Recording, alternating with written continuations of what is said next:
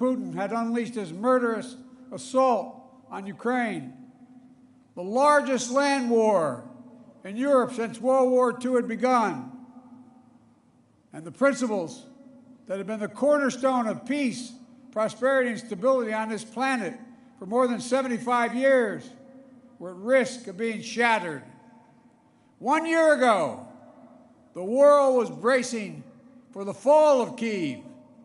Well, I've just come from a visit to Kiev, and I can report Kiev stands strong. Kiev stands proud. It stands tall. And most important, it stands free. When Russia invaded, it wasn't just Ukraine being tested. The whole world faced a test for the ages. Europe was being tested. America was being tested. NATO was being tested. All democracies are being tested. And the questions we faced were as simple as they were profound. Would we respond, or would we look the other way? Would we be strong, or would we be weak? All of our allies, would be united or divided? 1 year later, we know the answer. We did respond. We would be strong. We would be united. And the world would not look the other way. We also face fundamental questions about the commitment to the most basic of principles. Would we stand up for the sovereignty of nations? Would we stand up for the right of people to live free from naked aggression? Would we stand up for democracy? 1 year later, we know the answers. Yes, we would stand up for sovereignty, and we did. Yes, we would stand up for the right of people to live free from aggression, and we did. And we would stand up for democracy, and we did. And yesterday, I had the honor to stand with President Zelensky in Kiev to declare that we will keep standing up for these same things, no matter what.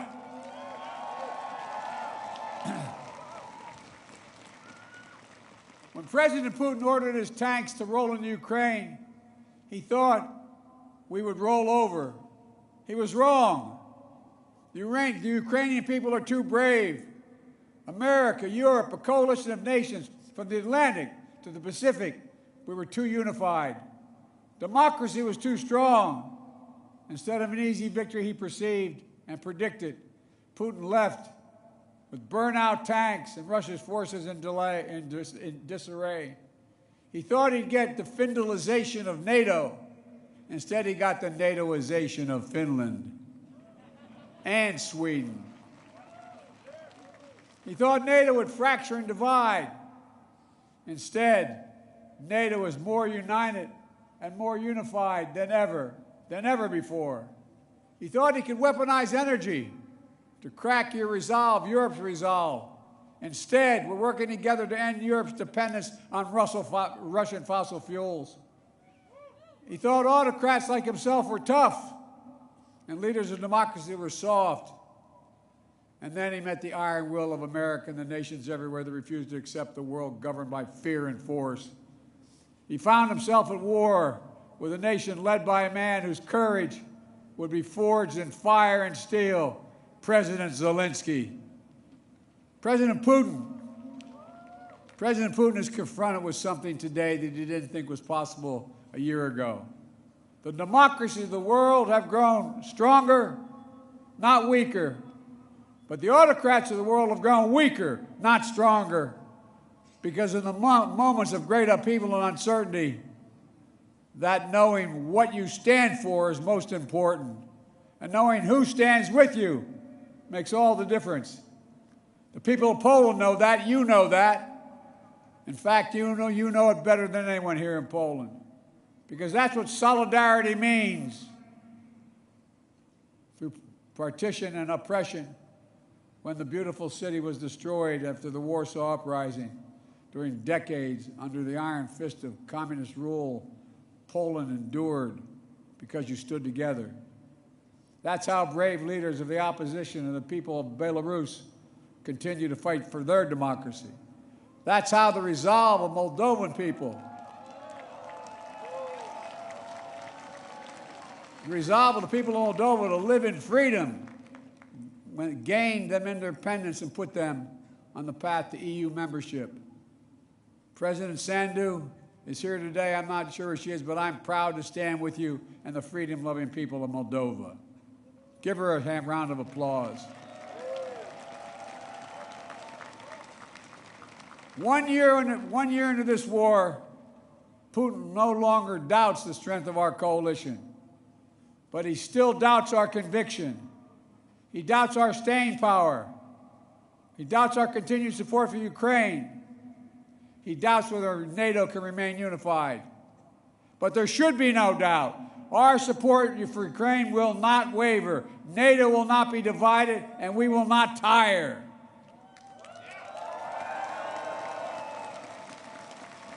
President Putin's craven lust for land and power will fail, and the Ukrainian people's love for their country will prevail. Democracies of the world will stand guard over freedom today, tomorrow, and forever.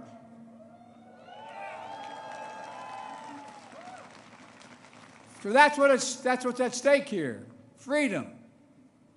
That's the message I carried to Kiev yesterday, directly to the people of Ukraine. When President Zelensky said he came to the United States in December, quote, he said, "This struggle will define the world and what our children and grandchildren, how they live, and then their children and grandchildren." He wasn't only speaking about the children and grandchildren of Ukraine. He was speaking about all of our children and grandchildren, yours and mine. We're seeing again today what the people of Poland and the people across Europe saw for decades. Appetites of the autocrat cannot be appeased. They must be opposed. Autocrats only understand one word: no, no, no. No, you will not take my country. No, you will not take my freedom. No, you will not take my future. And I'll repeat tonight what I said last year in the same place. A dictator bent on rebuilding an empire will never be able to ease the people's love of liberty. Brutality will never grind down the will of the free. And Ukraine will never be a victory for Russia. Never.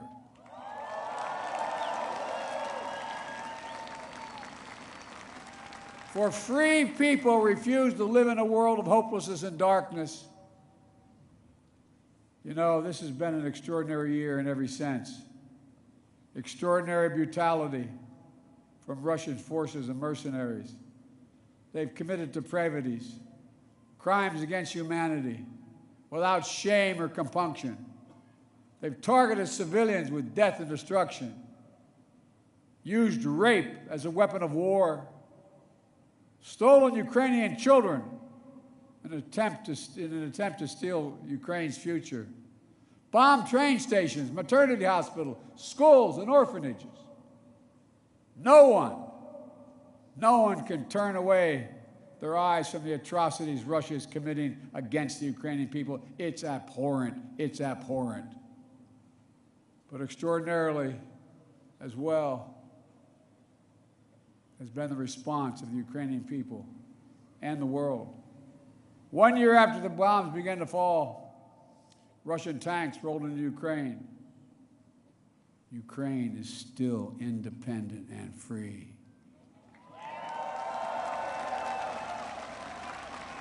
From Kherson to Kharkiv, Ukrainian fighters have reclaimed their land. More than 50% of the territory Russia held last year. The blue and the yellow flag of Ukraine proudly waves once again. President Zelensky still leads a democratically elected government that represents the will of the Ukrainian people. And the world has already voted multiple times, including the United Nations General Assembly, to condemn Russia's aggression and support a just peace. Each time in the UN, that vote has been overwhelming.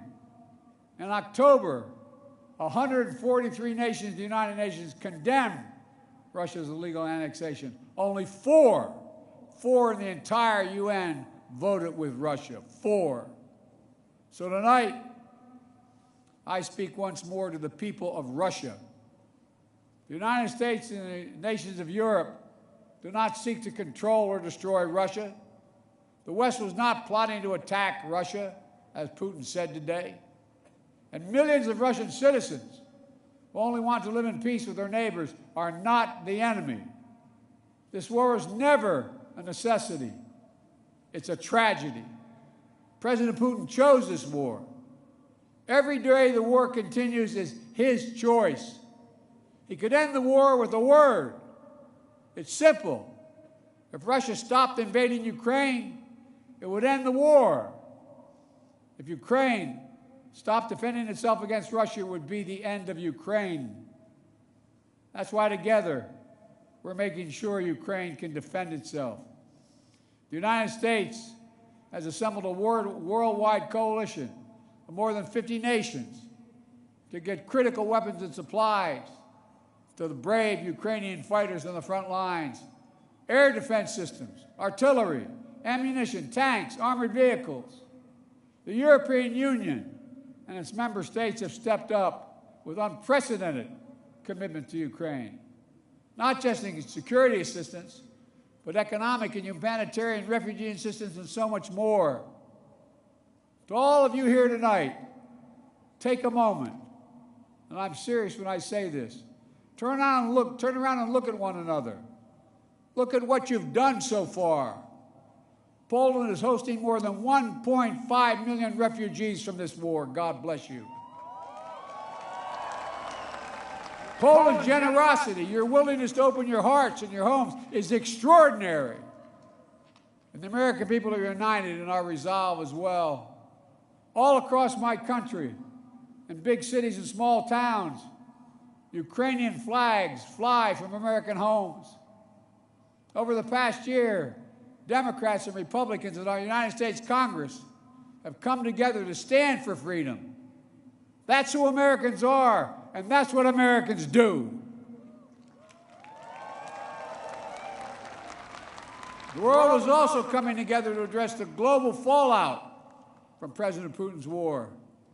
Putin tried to starve the world, blocking the ports in the Black Sea to stop Ukraine from exporting its grain, exacerbating the global food crisis that hit developing nations in Africa especially hard.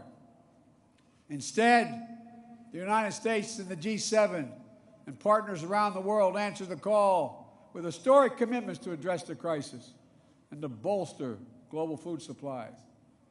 And this week, my wife, Jill Biden, is traveling to Africa to help bring attention to this critical issue. Our commitment is to the people of Ukraine and the future of Ukraine. A Ukraine that's free, sovereign, and democratic. That was the dream of those who declared Ukraine's independence more than 30 years ago, who led the Orange Revolution and the Revolution of Dignity, who braved ice and fire in the Maidan, and the Heavenly 100 who died there, and those who continue still to root out Kremlin's efforts to corrupt, coerce, and control. It's a dream for those Ukrainian patriots who fought for years against Russia's aggressions in the Donbass, and the heroes who've given everything, given their lives in the service of their beloved Ukraine. I was honored to visit their memorial in Kiev yesterday, to pay tribute to the sacrifice of those who lost their lives, standing alongside President Zelensky. The United States and our partners stand with Ukraine's teachers, its hospital staff, its emergency responders, the workers in cities across Ukraine are fighting to keep the power on in the face of Russia's cruel bombardment. We stand with the millions of refugees of this war who found a welcome in Europe and the United States, particularly here in Poland. Ordinary people all across Europe did whatever they could to help and continue to do so. Polish businesses, civil society, cultural leaders, including the First Lady of Poland, who is here tonight, have led with the heart and determination, showcasing all that's good about the human spirit. Madam First Lady, we love you. Thank you all.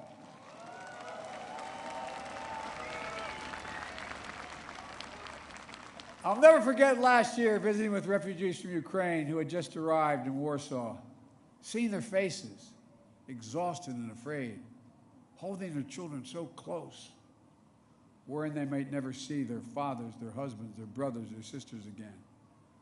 In that darkest moment of their lives, you, the people of Poland, offered them safety and light. You embraced them. You literally embraced them.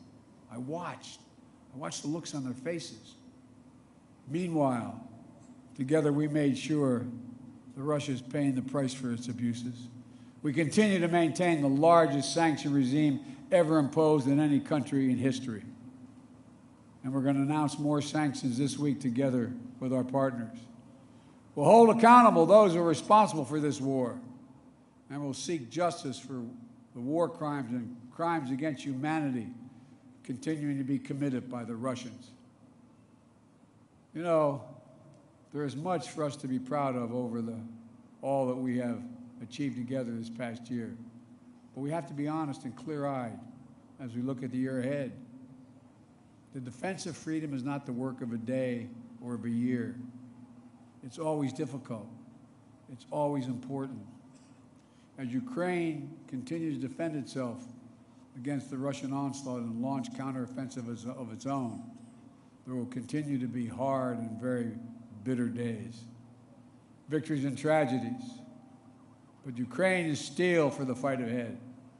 And the United States, together with our allies and partners, are going to continue to have Ukraine's back as it defends itself.